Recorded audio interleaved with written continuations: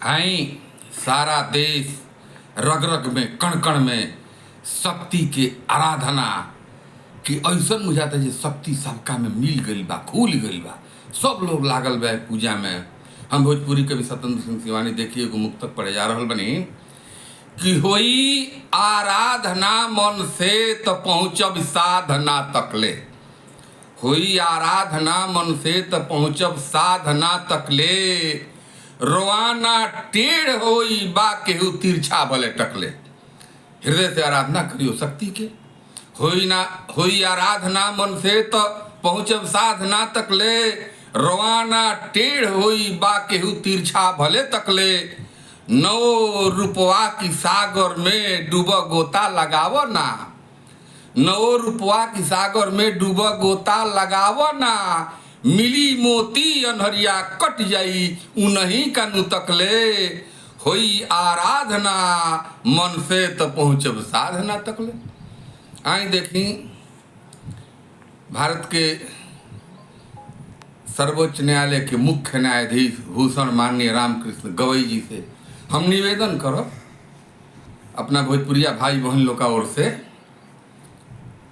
कि ओ मेरे भगवान त्राही माम हे श्रीमान जी। ओ मेरे भगवान त्राही माम हे श्रीमान जी। का कढ़ावनी मुंह से, का कढ़ौनी मुंह से कि उठ गई तूफान जी। ओ मेरे भगवान त्राही माम हे श्रीमान जी। का कढ़ौनी मुंह से कि उठ गई तूफान जी। रौरे बयानी न्याय की मंदिर के जियता देवता।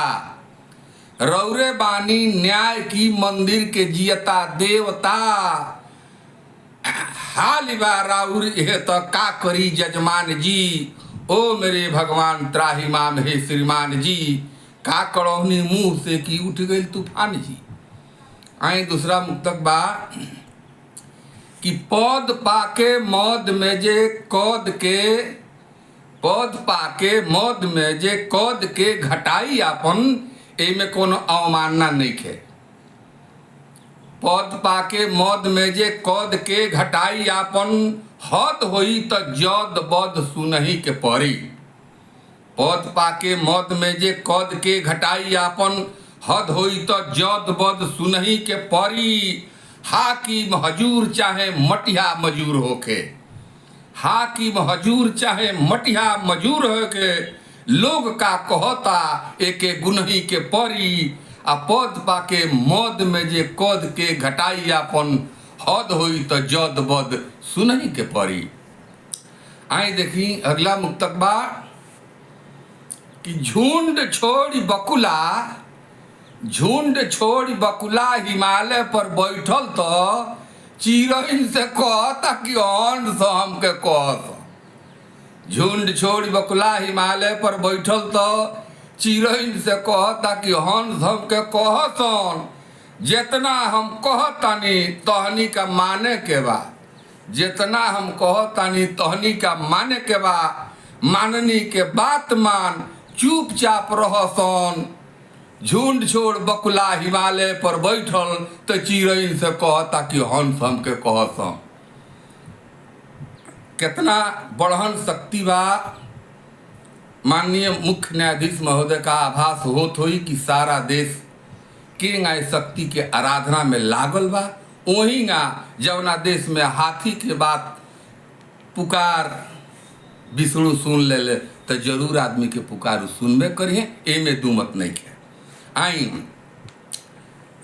बंगाल में ऑपरेशन सिंदूर के दर्शा के एगो पंडाल बन रहा जौना के उजा के चंडाल एगो मुख्यमंत्री तुरवा दिले बड़ी।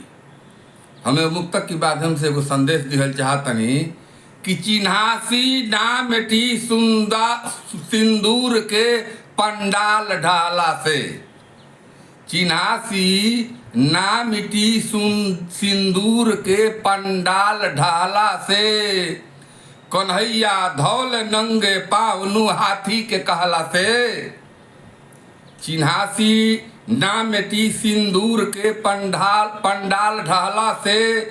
कन्हैया धौले नंगे पाँव नु हाथी की कहला से, खंभा फाड़ के अवतार देखलौले उ नरसिंहा, खंभा फाड़ के अवतार उ देखलौले नरसिंहा, बचई है विष्णु मझधार में सबका के बहला से, चिन्हासी ना मिटी सिंदूर के पंडाल ढहला से, कन्हैया धौले नंगे पाँव नु हाथी की कहला से।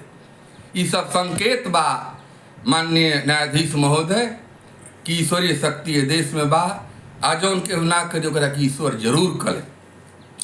आई मिले जो चैन से भाजी बुझी उहे मलाई बा, एकरा के जीवन में उतारे के पड़ी समय के अनुसार। मिले जो चैन से भाजी बुझी उहे मलाई बा, छूटे संगत जो कहले साँच तो ओई में भलाई बा, छूटे संगत जो कहले साँच तो ओई में भलाई बा, जेही बूझता अपना हम में कि हम हई हाथी, जेही बूझता अपना हम में कि हम हई हाथी, कहीं ना खर टारे के कहीं मुचकल कलाई बा, मिले जो चैन से भाजी बुझी उहे मलाई बा, छूटे संगत जो कहले साँच तो ओई में भलाई बा, छूटे संगत जो कहले साँच तो ओई में भलाई बा।